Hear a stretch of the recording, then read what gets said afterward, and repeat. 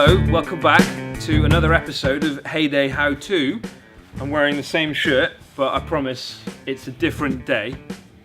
I'm in Chesterton today, and I'm here with Iman and Shannon, both of whom have done the Heyday course. You can tell because they're wearing their Heyday badge. Oh my word. Where are your Heyday badges? Mine's at home. Yours at home? Mine's probably in my pencil case or at home. Probably in my pencil. You don't even know. Unbelievable. Right, so did you girls watch our last week's vlog where we throw people out a window, throw a dummy out of a window? Yeah. What do you think? Kind of scary if you're actually doing it. The dummy goes black, but not the real person wouldn't do that. No. Not really real. That's the only All funny right. bit. But it is quite funny. You have to be really careful, Shannon, when you do jump out the window to not get too carried away and keep jumping. You have to stop yourself, otherwise you will go out the window. So it's kind of easy to get carried away, I guess.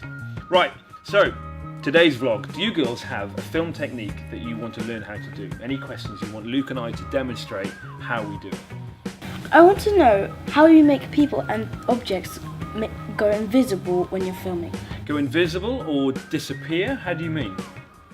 Like when it goes invisible when you click your finger. Oh, so you mean how if I click my fingers, one of you disappears? Like this? Oh, where's she gone? I didn't like her anyway. Shall I bring her back? Yeah. Okay, ready? Hi Shannon, glad you're back.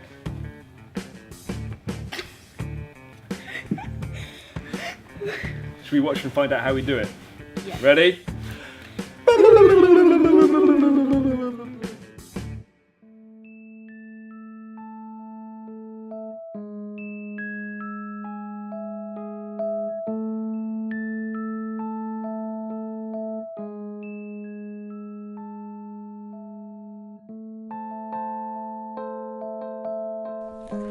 Making people disappear is literally one of the oldest tricks in the book.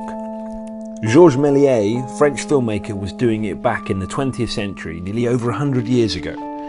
Today, what he was doing looks quite dated, but back in the 1890s, he was a pioneer for special effects.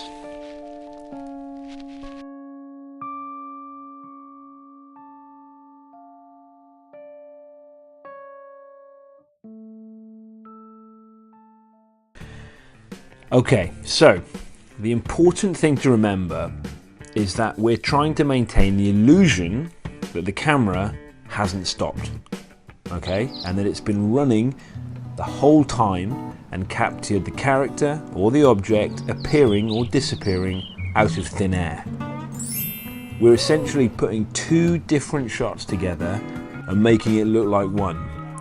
So, we must avoid giving any clues that the camera has been stopped or that we have removed footage. Capiche? Okay? Now, watch this example. Jack sits down, rubs lamp, Luke magically appears. Now, let's see how we did it. Okay, we film Jack and get him to stay very still. Luke then walks into the shot and sits down next to him. Now, we have to remove the footage of Luke walking into the shot, so it looks like he's just appeared. We add some sound effects and poof, Luke seemingly appears out of nowhere. Now, remember, we are trying to trick the audience into thinking that the camera has never stopped. So there are three things we have to remember in order to make this work.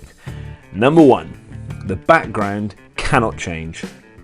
So picking a background that doesn't move is essential.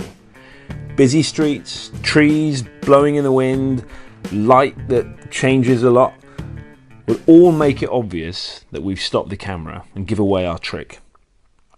Number two, the characters or objects also need to stay very still.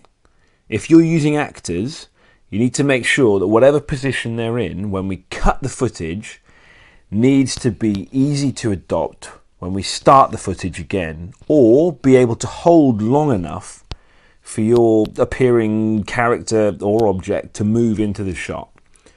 Just like the background, if the character has moved, like this idiot, it makes it obvious that we've stopped the camera. And finally, number 3, the camera must stay absolutely still. So it needs to be on a tripod.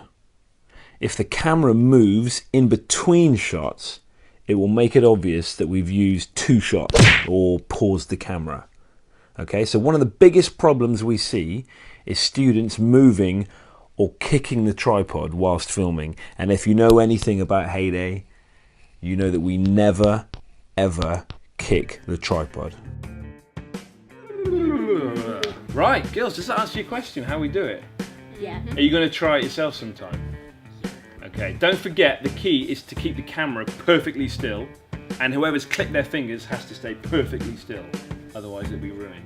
And make sure that the background behind you isn't moving. No cars, no trees, no playground. It has to be a still background. If it's a clock, you might see the clock has moved when you bring it back, but I think you should try it yourselves. There you go. There's another Heyday how-to. See you next week. Bye. Bye.